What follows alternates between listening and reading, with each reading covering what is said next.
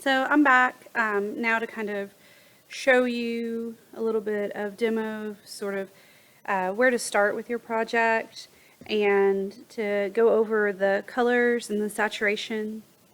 So the first thing I want to kind of discuss is that this can be a very kind of go with the flow kind of drawing. If you saw the castle and sun picture and you immediately got an idea in your head and you know exactly where you want to put your shapes, that's fine.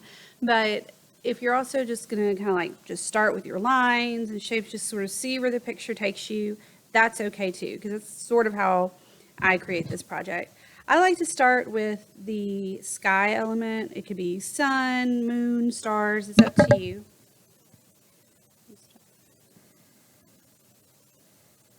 Like that there. And then I'm going to start adding my lines and my buildings. So, let's see. I'm using a ruler. If you don't have a ruler at home, you could really use any straight edge.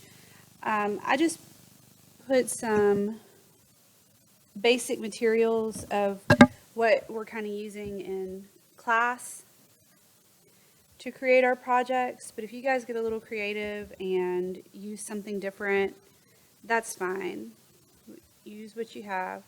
So for example, you could use the edge of a magazine, you could cut out a piece of cardboard like from a cereal box or something like that. Anything that just gives you a straight edge, kind of help you out.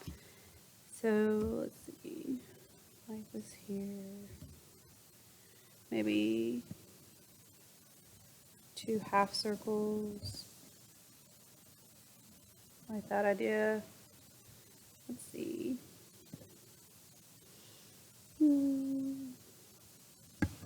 So as you can see, I'm just sort of going with it, what I think might look nice. And as you can see, what's starting to happen is my balance is starting to get off. Everything's on this side of the picture. So now I'm going to kind of work over here a little bit.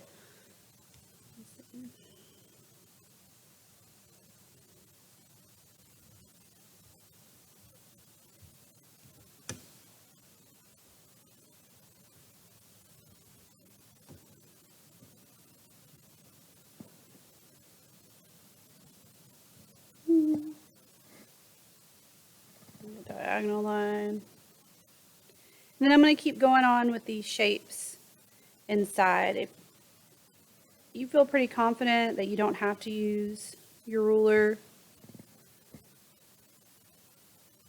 or straight edge, you don't have to. I also like to sort of bring in different elements, like repeat them. That sort of helps bring in balance. Let's see. Oh, you got a little squiggly. Some X's.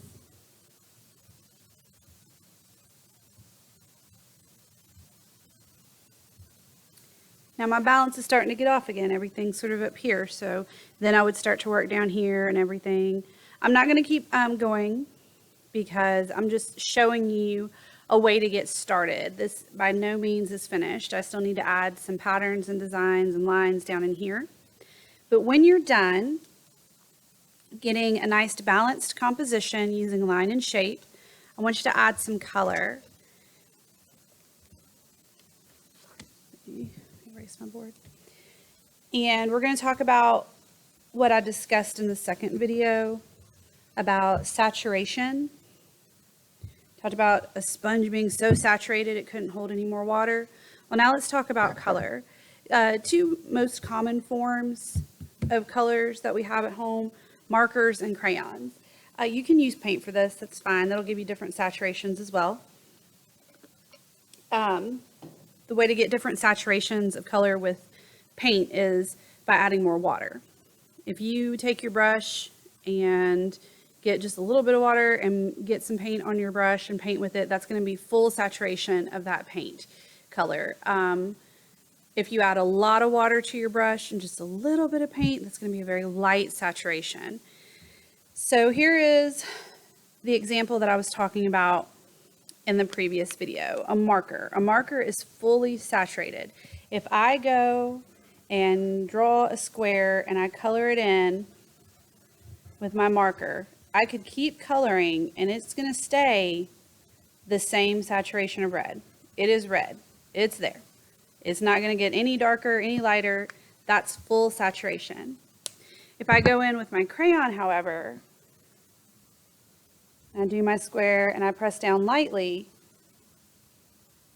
I'm getting a light saturation.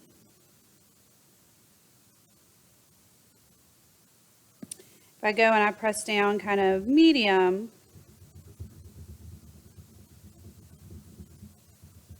I'm getting a little bit more saturation of my red. If I go down and press as hard as I can without breaking it, then I'm going to get full saturation of this color. Make sure that when you're creating your picture, as always, you're trying your best, and know that coloring lightly is not the same as scribbling. So when you color, if you color lightly into your buildings or your shapes, don't do a little scribble scrabble. Make sure we're getting it all filled in. So let me bring it closer to the camera so we can see. So now by using both marker and crayon, I've created about 4 different saturations of one color, and it'll give you a lot more variety and a lot more options when you're coloring in your picture. And this is an example, like this is not my best. This is not my best craftsmanship.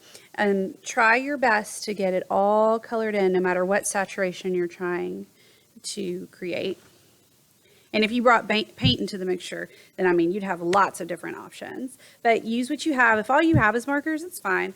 Just what I would suggest is not putting the same color shape right next to each other. Like I wouldn't do red square, red square, red square, red triangle, because then it's going to kind of blend in. And all that time that you spent creating those different shapes will be for naught, because it'll all just be blended together. So if all you have is markers, like I said, just try to keep 2 shapes from being the same color that are touching. Otherwise, if you have different art materials, definitely bring in different variations and different saturations of your color. So I can't wait to see what you guys create.